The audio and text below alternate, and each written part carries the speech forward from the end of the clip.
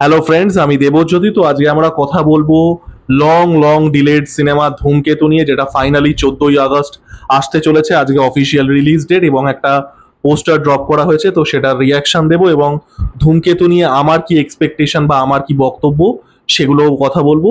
তো এই ভিডিওর ক্রেডিটটা অনেস্টলি আমার নয়, প্রীতিশকে আপনারা প্রত্যেকে চেনেন, ফিল্মি প্রীতিশ চ্যানেল। তো প্রীতিশ আমাকে বারবার করে বলছিল যে দাদা এটা নিয়ে একটা ভিডিও করো, তুমি তো এগুলো নিয়ে ভিডিও করো না। তো মানে আমি অনেস্টলি খবর রাখি না, এরা আমাকে খবরগুলো দেয় বলে ভিডিও করতে পারি। তো ফার্স্টে যদি পোস্টারটা রিয়াকশন দিই, এবং 14ই আগস্ট ডেটটা ফাইনাল করে দেওয়া হয়েছে। দেখুন, পোস্টারটা থেকে আমরা গল্প লেভেলে কিছু না বুঝতে পারলেও সিনেমাটার যে টোন হবে আমরা কিন্তু সেটা বুঝতে পারছি, যে সিনেমাটা খুব মেডিটেটিভ একটা টোন হবে, একটু ইন্ট্রোস্পেক্টিভ, একটু রিফ্লেক্সিভ। কারণ আমরা দেখতে পাচ্ছি দেবদা বৃদ্ধ বয়সে, তার চেহারাও ভারী হয়ে গেছে অনেকটা। তিনি একটা ফায়ার প্লেসের পাশে বসে আছেন এবং ফায়ার প্লেসটার উপরে অনেক ওল্ড অ্যান্টিক জিনিসপত্র আছে, পুরোনো দিনের রেডিও, ওষুধের শিশি, এগুলো।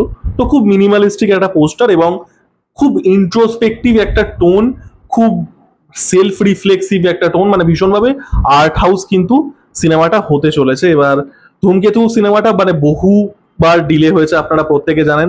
অ্যাকচুয়ালি যদি আমি সেই গল্পটা বলি, আমার এখনো মনে আছে 2014 সালের শেষের দিকে, মোস্ট প্রবাবলি তখন আমি উচ্চ মাধ্যমিক দেবো আর কি। আমি 2015-তে উচ্চ মাধ্যমিক দিয়েছিলাম, মানে তখন আমি ক্লাস 12-এ পড়ি।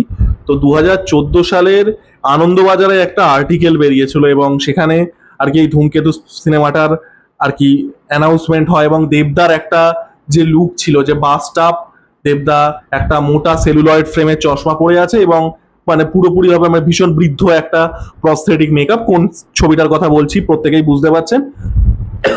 সেটা সেই সময় কিন্তু খুব আলোচনা হয়েছিল, আমার মনে আছে আনন্দবাজারে খবরটা বেরিয়েছিল। এবং after that I went to school এবং this was a big talking point. এবার সেই সময় থেকে আজকে 11 বছর প্রায়। এবার আপনাকে বুঝতে হবে যে কোন সময়ের কথা বলছি। 2014 সালে বাংলা সিনেমা তখনও রিমেক ফেজটাই চলছে এবং তখন অলরেডি ডিক্লাইন কিছুটা শুরু হয়ে গেছে। বাট তখনও কিন্তু বাংলা মানে সিনেমা নিয়ে মানুষের মনে একটা একসেপ্টেন্স আছে, কারণ তার আগে আমরা বড় বড় বক্স অফিস দিতে দেখেছি বাংলা সিনেমাগুলোকে, রিমেক ভিত্তিক সিনেমাগুলোকে। এবার দেবদার প্রতি ক্রিটিসিজম এই ছিল, দেবদা gave huge hits in this era, challenge হোক, পরাঞ্জয় জলিয়ারে হোক, পাগলু হোক, এগুলো আপনারা প্রত্যেকে জানেন।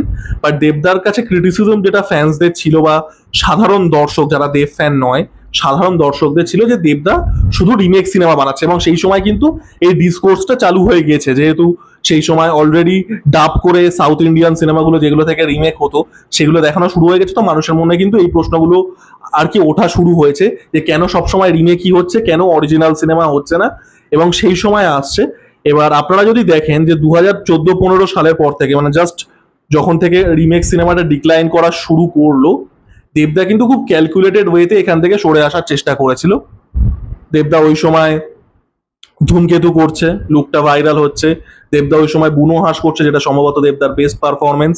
তারপরে যেটা আমি ইয়ার্কি মেরে বলি, দেবদার শেক্সপিয়ার ফেজ, জুলফিকার হচ্ছে, তারপরে আরশিনগর হচ্ছে, এবং তারপরে দেবদা একটা ফেজে যখন একটা ওই উইন্ডোজ ইন্সপায়ার্ড, যেটাকে ফ্যামিলি ড্রামা বলা হয়, সেটাতে মুভ করে যাচ্ছে, এবং তারপরে খাদান দিয়ে আবার কমার্শিয়াল জোনে ফিরছে।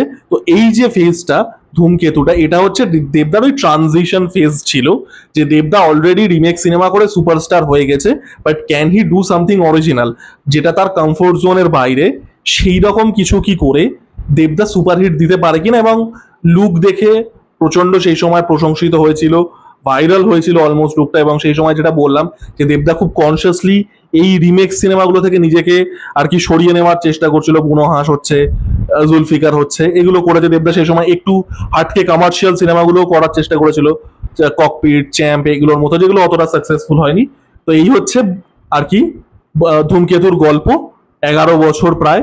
এবং তার মাঝখানে এই সিনেমাটা রিলিজ হওয়া নিয়ে বহুবার কথা হয়েছে, অনেক কন্ট্রোভার্সি হয়েছে, অনেক কিছু হয়েছে, আমি সেসবে ঢুকবো না। ইভেন মাস দুয়েক আগেও একটা ফ্লেয়ার আপ কিন্তু হয়েছিল, যে ধূমকেতু এবছর আসবে এবং একটা রিলিজ ডেট, যাই হোক, তারপরে সেটা ডাই ডাউন করে যায়। Now we have a official announcement. এবার হচ্ছে সিনেমাটা থেকে আমরা কি এক্সপেক্ট করতে পারি। দেখুন, সিনেমাটায় গল্পটা আমরা যতটুকু জানতে পেরেছি, এবং এটাও আমাকে কাইন্ড অফ প্রীতিশী বললো, সেটা হচ্ছে এটা কাইন্ড অফ একটা স্লিপার সেলের গল্প, যে দেবদা একজন টেরোরিস্ট, আর বা দেবদা মানে এইরকম কিছু একটা, যে সন্ত্রাসবাদী বা টেরোরিস্ট, এরকম কিছু একটা, যার সাথে শুভশ্রী গাঙ্গুলির ভালোবাসা হচ্ছে। এবং তারপরে হয়তো পরবর্তী কোনো একটা সময় শুভশ্রী গাঙ্গুলি মারা যাবে এবং দেবদা এই যে বৃদ্ধ বয়সে সেই জিনিসটাকেই রিফ্লেক্ট ব্যাক করবে। এবার আমার এটা মনে হয়, এবং এটা মনে হওয়ার একটা কারণ আছে, যেহেতু কৌশিক গাঙ্গুলি একজন রাইটার এবং ডাইরেক্টর, এবং আমিও যেহেতু একটু আধটু লেখালেখি করি, কিছু মানুষের না কিছু গল্প থাকে যেগুলো তারা ফান্ডামেন্টালি বলতে চায়। আমার যেটা মনে হয় এই গল্পটা নকশাল ব্যাকড্রপে সেট হবে, ঠিক আছে, আর্লি 70s এর ব্যাকড্রপে সেট হবে। দেবদা সেই সময় he is probably going to play a Naxal, আমি গেস করছি, এগুলো কিন্তু কোনো মানে মানে কি বলবো আর কি, that is no concrete evidence to it, এগুলো আমার পুরোপুরি গেস ওয়ার্ক, পুরো ভুলে হতে পারি, যে দেবদা মেবি আ নকশাল, দেবদা শুভশ্রী গাঙ্গুলির সাথে প্রেম করছে, দেবদা হয়তো এরকম কিছু একটা প্ল্যান করছিল যে যেটা আর কি সিস্টেমকে হিলিয়ে দেবে, কোনো বম্ব অ্যাটাক বা এই জাতীয় কিছু, আপনারা নকশাল আইডিওলজি জানেন। এবং শুভশ্রী গাঙ্গুলির সাথে তার প্রেম হবে, শুভশ্রী গাঙ্গুলি তাকে ডিরেডিকালাইজ করবে, কোনোভাবে তার মৃত্যু হবে, বাট সে কি করছে, সে দেবদার ভেতরের যে বিষটা ছিল সে সেটা নিয়ে নিচ্ছে, নিয়ে দেবদাকে ডিরেডিকালাইজ করে সে মারা যাচ্ছে। এবং তারপরে কি হচ্ছে, তারপরে দেবদা এই যে বৃদ্ধ বয়সের দেবদা, যেটা 2015-তে, কারণ সিনেমাটা আসার কথা ছিল 2015-2016 ওই সময়টায়, প্রায় 40-45 বছর বাদে এখন দেবদা অনেক বৃদ্ধ হয়ে গেছে, now he is looking back on it. তো ভীষণভাবে একটা রিফ্লেক্সিভ টোনের একটা গল্প, ভীষণ মেডিটেটিভ টোনের একটা গল্প, এটা আমি পুরোভাবে গেস করলাম, কারণ সিমিলার টাইপের গল্প কিন্তু কৌশিক গাঙ্গুলি কাবেরীর অন্তর্ধানেও বলতে চেয়েছিলেন। It basically like swims on the same water. তো আমি সেই হিসেবে বললাম যে যেহেতু একজন রাইটার বা ডাইরেক্টরের কিছু স্পেসিফিক থিম থাকে যেটা তারা বারবার করে এক্সপ্লোর করে, তো আমি সেই হিসেবে বললাম যে এটা হয়তো ওই নকশাল ব্যাকড্রপে একটা ভালোবাসা, দেবদা ডিসইলিউশনড উইথ দ্য সিস্টেম, সে বোম মেরে কিছু উড়িয়ে দিতে চায়, শুভশ্রী গাঙ্গুলির সংস্পর্শে আসছে, সে তার বিষটাকে সরিয়ে নিচ্ছে, সে unfortunately she is dying herself, but দেবদাকে ভালো করে দিচ্ছে এবং দেবদা সেটাকে রিফ্লেক্ট করছে। কাবেরীর অন্তর্ধান যেহেতু সিমিলার টাইপের গল্প না, সিমিলার ব্যাকড্রপের গল্প, এবং একজন রাইটার যেহেতু একটা সিমিলার পরিবৃত্তিতেই ঘোরে, তাদের কিছু সার্টেন গল্প থাকে বা সার্টেন এলিমেন্ট থাকে যেটা তারা বারবার করে বলতে চায়। তো আমি কৌশিক গাঙ্গুলির কাবেরীর অন্তর্ধান থেকে এটা গেস করছি, পুরো 100% ভুলও হতে পারি। তো সিনেমাটা থেকে আমরা কি এক্সপেক্ট করতে পারি? দেখুন, এই সিনেমাটা সব থেকে বড় চ্যালেঞ্জ যে এই সিনেমাটা আমাদেরকে 2025 সালে নতুন কি অফার করছে। সিনেমাটা একটা হিউজ জিনিস কিন্তু অফার করে, এই বিষয়ে কোনো সন্দেহ নেই, সেটা হচ্ছে দেবদা আর শুভশ্রী গাঙ্গুলির আর্গুয়েবলি হয়তো শেষ পেয়ারিং।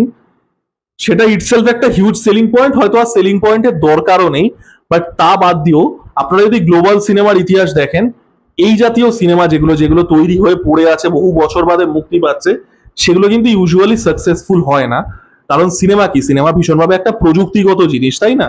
তো একটা 10 বছর 12 বছরের টাইম ফ্রেমে the technology is changing so much. আজ থেকে 10 বছর আগের সিনেমা আর এখনকার সিনেমা, আপনি একটা সিনেমার একটা শর্ট দেখলে বুঝতে পারবেন, because the technology has change so much. তারপরে সিনেমাটার যে গল্পটা, সেটার একটা প্রাসঙ্গিকতা থাকা দরকার।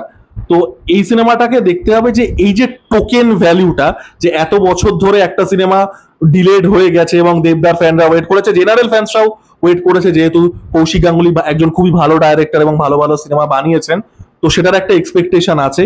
এবং যেহেতু সিনেমাটাকে নিয়ে অনেক কন্ট্রোভার্সি হয়েছে, অনেক চ্যাটার হয়েছে, তো এই যে এই সিনেমাটা ফাইনালি আসছে, এটা টোকেন ভ্যালুটা বাদ দিলে, প্রিসাইসলি দ্য টোকেন ভ্যালু বাদ দিলে, এবং শুভশ্রী গাঙ্গুলির আর কি এবং দেবদার সাথে শেষ পেয়ারিংটা বাদ দিলে, এই সিনেমাটা অন্য কিছু অফার করে কিনা আমাদের কিন্তু এখন সেটাই দেখার। তো ওভারঅল আমার পোস্টারটা ভালো লেগেছে। অবভিয়াসলি টিজার ট্রেলার আসবে, এবং যখন মোটামুটি কনফার্ম হয়েই যাচ্ছে যে 14ই আগস্ট আসছে, ওয়ার্ড 2 আর ইয়ের সাথে ক্ল্যাশ করছে, আর রজনীকান্তের সিনেমাটার নাম কি জানো, কুলির সাথে ক্ল্যাশ করছে। So it would be a big day. দেখা যাক সিনেমাটা কেমন হয়, নতুন কিছু অফার করতে পারে কিনা বিয়ন্ড দেব শুভশ্রী এবং দ্যাট সার্টেন টোকেনিজম। তো দেখা যাক। আমার ওভারঅল পোস্টারটা ভালো লেগেছে এবং আমার সিনেমাটা নিয়ে আশা আছে, বহু বছর ধরেই আশা আছে, বাট যাই হোক, দেখা যাক ফাইনালি দেখতে পাবো সিনেমাটা। আপনাদের আমার ভিডিওটা কেমন লাগলো জানাবেন। আপনারা ধূমকেতু এই যে এত বছর ধরে ডিলেড, আপনাদের কি বক্তব্য, আপনারা সিনেমাটা থেকে কি এক্সপেক্ট করছেন জানাবেন। লাইক, কমেন্ট এবং সাবস্ক্রাইব করে আমার পাশে থাকুন। ধন্যবাদ।